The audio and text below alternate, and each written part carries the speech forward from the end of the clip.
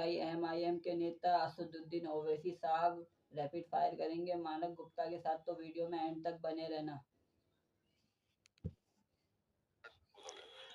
Okay, Asaduddin Owaisi rapid fire round. पहला सवाल, क्या देश का मुसलमान खतरे में है? छोटा जवाब प्लीज। क्या देश का मुस्लिम खतरे में है? देश का संविधान, देश के इंडिपेंडेंट डेमोक्रेटिक इंस्टीट्यूशंस खतरे में है। क्या देश का हिंदू खतरे में है?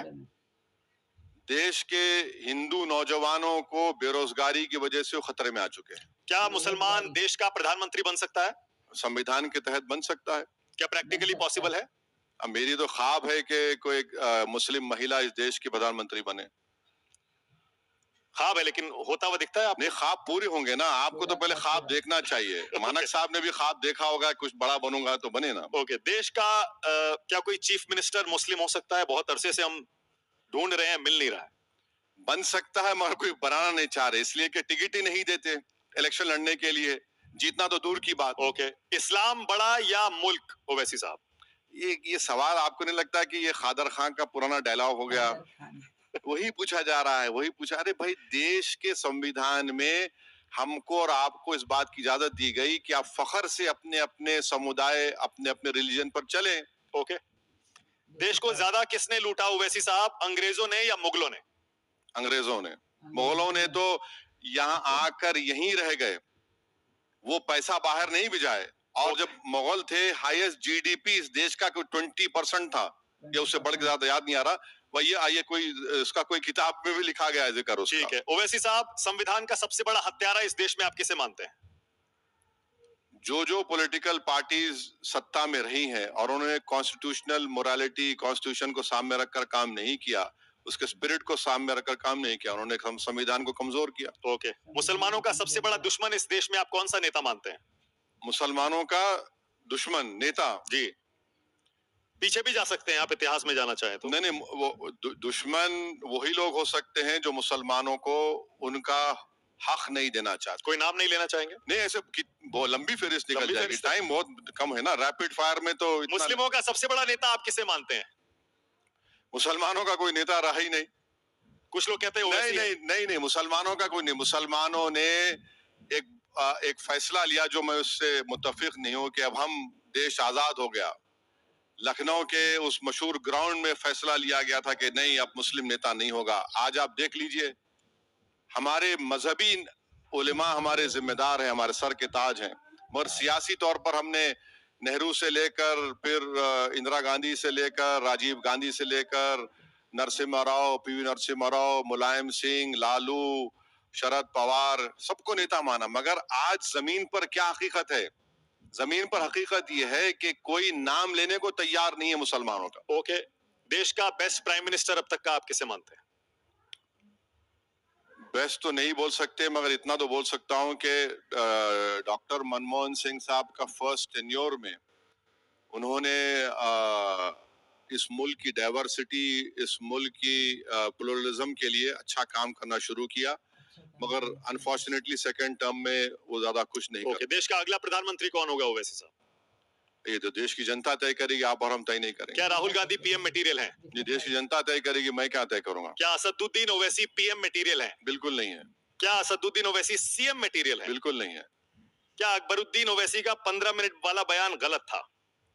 कोर्ट का फैसला आ चुका है, कोर्ट के फैसले में तो आगे की बात वो बोले ही नहीं। क्या ओवैसी भाइयों को गलत समझा जाता है? Are they misunderstood? नहीं, आपका इख्तियार है, आप गलत समझिए, अच्छा समझिए, मगर हम अपना काम करते रहेंगे। तो अब मैं तो कोई बैठा हुआ नहीं हूँ, मैं डिक्टेटर तो नहीं हूँ कि अगर आप मेरे खिलाफ कोई लिख देंगे तो आपको पुलिस आके उठा लेके ले जाएगी, यूएपीए लगा देगी। क्या टू नेशन थ्योरी को आप गलत मानते हैं? देश का बंटवारा गलत था ओवैसी साहब? पहले ये समझने की जरूरत है कि टू नेशन थ्योरी की सबसे पहले बात करने वाले सावरकर थे अपने प्रेसिडेंट एड्रेस में, उसके बाद जिन्ना थे। और अगर आज भारत में 18 करोड़ मुसलमान हैं, इसलिए हैं कि उन्होंने इन दोनों टू नेशन थ्योरी को रिजेक्ट किया और भारत के संविधान के ऊपर, जो उस वक्त के संविधान बनाने वालों ने हमको भरोसा दिलाया कि इस देश में आपका तहफ़्फ़ुज़ होगा, आपकी मज़हबी इबादत गाहों का हिफाजत होगी, आपको इक्वालिटी में हक मिलेगा, और हम इस देश में हैं। और मैं कुछ नाम लूंगा ओवैसी साहब, कुछ नेताओं के, जो पहला शब्द आपके जहन में आता है आपको वो बताना है। नरेंद्र मोदी। इस मुल्क के नौजवानों को बेरोजगार बनाने का जिम्मेदार वो है। चीन 2000 स्क्वायर किलोमीटर कब्जा करके बैठ गया, उसके जिम्मेदार है। अमित शाह, यूएपीए को उन्होंने बहुत ही एक सख्त कर दिया, जिससे कई लोग आज जेलों में हैं। राहुल गांधी, मेरे को नहीं मालूम। अरविंद सही कह रहा हूँ।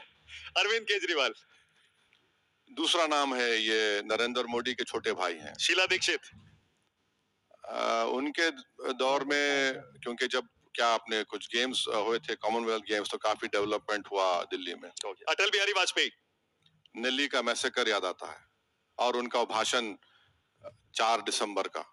वाजपेयी जी को तो लोग उदारवादी मानते हैं। हाँ, वाजपेयी जी को तो उदारवादी नेता अब मानते हैं मत जाइए, बहुत अगर हम बोलना शुरू करेंगे तो अंग्रेजों तक जाना पड़ेगा। ओके, लाल कृष्ण आडवाणी, वो रथ यात्रा और उसके बाद क्या क्या इस देश में हुआ था। योगी आदित्यनाथ, अब देखिए क्या कर रहे हैं, बुलडोजर कर रहे हैं। एक एक्स मेंबर ऑफ पार्लियामेंट, उनके दौर में उनकी हत्या हो गई। संभल में उन्हीं के दौर में एक पुलिस के ओहदेदार वर्दी में रिलीजियस फंक्शंस में जा रहे हैं। हिमंता बिस्वा शर्मा, पहले कांग्रेस में थे वो, माधवी लता, इलेक्शन हार गए।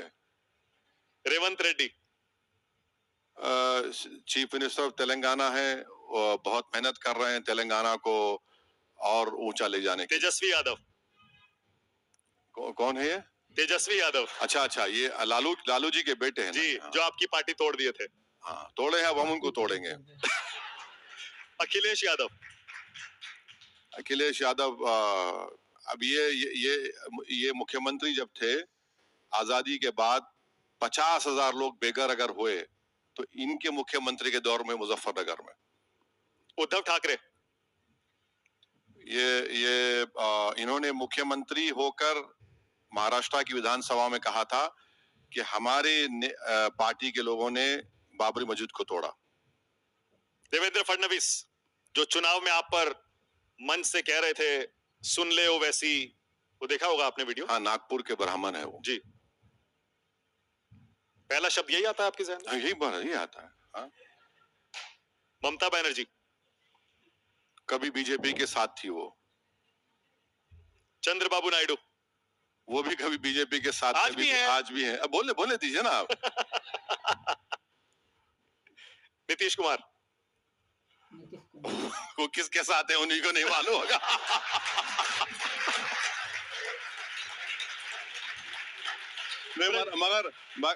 मगर एक शुरू पॉलिटिशियन है जो बोलते हैं एक है और हो जाता कुछ और या कर देते कुछ और। प्रशांत किशोर, अभी नई इश्क है उनका, अभी आगाज हुआ है, इब्तिदा इश्क है। राजीव गांधी, अब बेचारे ताले खुलवाए थे उन्होंने, अब हत्या हो गई उनकी, वो नहीं रहे दुनिया में, तो अब हाँ वो सही है। वो तो उन्हीं के प्राइम मिनिस्टरशिप में बूटा सिंह ने जाकर शिलान्यास करवाया था। इंदिरा गांधी, उन्होंने 71 में जो किया, हम जानते हैं, बांग्लादेश का इशू में बड़ी मदद की थी।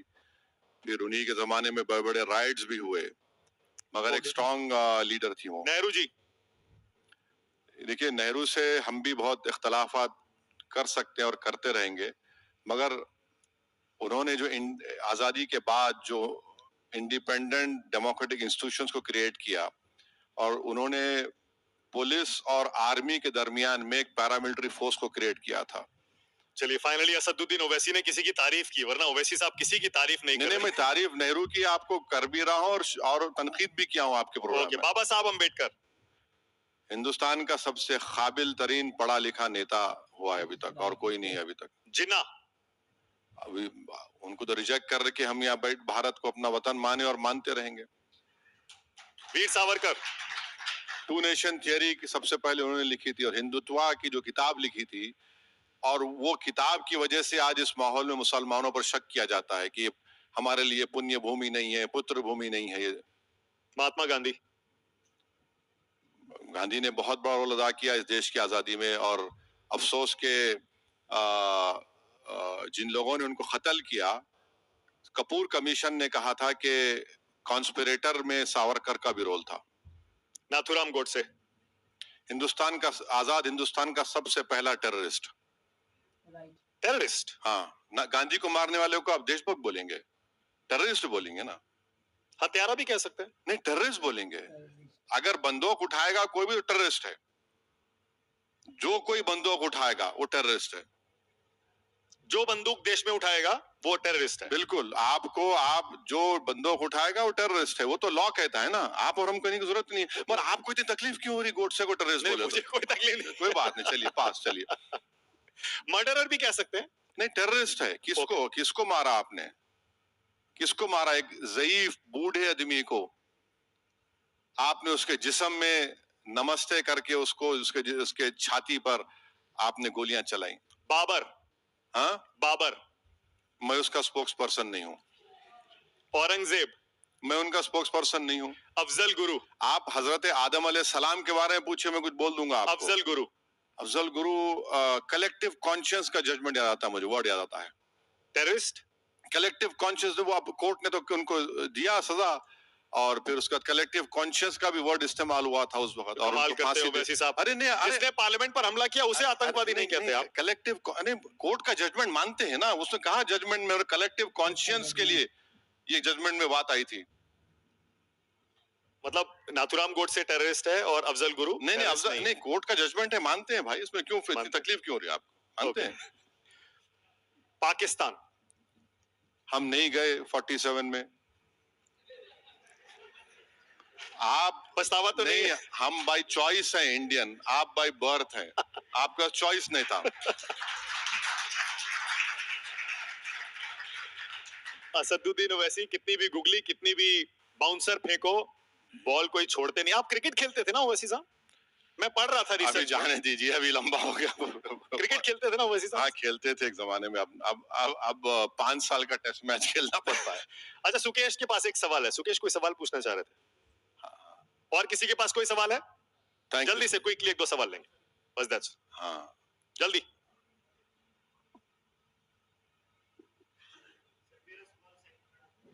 माइक ऑन कर दीजिए।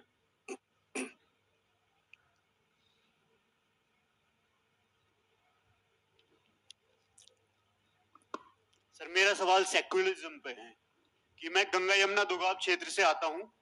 ये मुजफ्फरनगर और ये बिजनौर मेरा डिस्ट्रिक्ट लगता है। सर, मैं उसी संस्कृति में पला बना हूँ, बड़ा हूँ। हम हिंदू मुस्लिम एकता को देखता आ रहा हूँ, और आप बात करते हैं समाज को अलग करने की।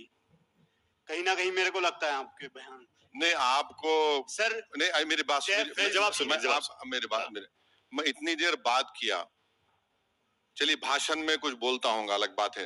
नहीं, मेरी बात तो सुन लो मेरे भाई। नहीं, आपको इतनी देर में मैं किसी को बांटने की बात कर रहा हूँ? मैं ये कह रहा हूँ कि अगर आपके लिए कोई चीज अच्छी है तो मेरे लिए भी अच्छी होनी चाहिए। मैं वही तो कह रहा हूँ, उसमें बांटने की बात नहीं कह रहा हूँ। और अगर आपके पास एमपी कौन है आपका बिजनौर से? सर, नगीना लोकसभा सीट लगती है, चंद्रशेखर आजाद। नहीं, और एक भी तो सीट है बाजू में, चंदन चौहान आरएलडी। सर, बयान संसद भवन में जब आपने ये बोला था कि जय फिलिस्तीन जय मीम, लेकिन जय हिंद में संकोच क्यों था? मेरा बस ये सवाल है। नहीं, देखिए, आप पार्लियामेंट में मेरे कई स्पीचेस हैं जहां पर मैंने अपनी स्पीच को जय हिंद पे खत्म किया। फलस्तीन पे जो बोला गया है, आप शायद नहीं जानते कि महात्मा गांधी, पंडित नेहरू, बड़े बड़े लोगों ने फलस्तीन की तायीद की थी, सपोर्ट किया था। और जो जेनोसाइड आज फलस्तीन में हो रहा है, जहां पर 12 लाख लोग बेघर हो चुके हैं, 50,000 लोगों की मौत हो चुकी है इजरायली ज़ायनिज्म की वजह से, जिसमें से 20,000 बच्चे मारे गए, वहां पर ऑपरेशन करने के लिए बेहोश करने की दवा नहीं है उनके पास।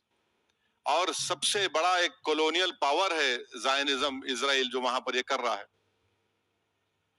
एक और सवाल बस, टाइम खत्म है इसके। वन मोर क्वेश्चन, जल्दी, क्विकली। वहां दे तो नहीं है तो जल्दी दो, उधर दो, उधर जल्दी।